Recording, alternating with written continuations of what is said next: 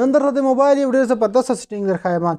که چېرته ستاسو موبایل هم ډېر زیات چارج مصرف کوي نو په خپل موبایل کې د یو سیټینګ وکړئ بیا ستاسو موبایل زیات چارج نه مصرف کوي. دغه سیټینګ تاسو په هر یو موبایل کې کولی شئ. نو تاسو په هر انډراید موبایل کې دغه سیټینګ کولی شئ. نو څنګه سیټینګ دی؟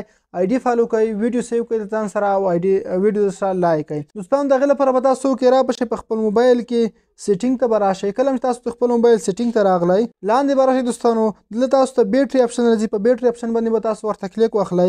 په دې کې لږ لاندې راشئ تاسو ته یو بل اپشن راځي بیټري یوز چې اپشن، په دغه اپشن به تاسو ورته کلیک واخلئ. په دې کې دوستان تاسو ته ټول هغه اپلیکیشنان راځي چې ستاسو موبایل په سکرین بیک ګراوند کې رن وي، ستاسو د موبایل زیات چارج مصرف کوي. او دلته وګورئ دوستانو، دلته په اول سر باندې ماته کروم براوزر راځي.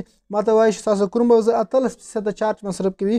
هغه وروسته بس نه واتساپ بیزنس دی چې زما 14% چارج مصرف کوي. او غیر دوستان تاسو لاندې ښکاري او کوم چې سټاپ شوي دي دلته پکې ښکاري، په دې مطلب چې هغه چارج نه مصرف کوي. نو څنګه کوو دوستانو؟ راپشئ په هر اپلیکیشن چې رننګ کې روان وي په هغه باندې کلیک ورته واخلئ.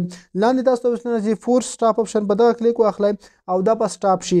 بل اپلیکیشن باندې تاسو کلیک ورته واخلئ، هماغه په دغه قسم سره سټاپ کړئ.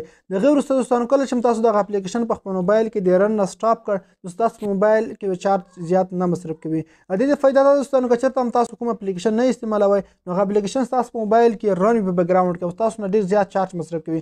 نو دغه سیټینګ لازمي په خپل موبایل کې وکړئ. نو که ویډیو مو خوښ شوي لاسمي در سره لایک کړئ. داسې نور ښایسته او خوندور ویډیوګانو لپاره موږ در سره فالو کړئ. مننه.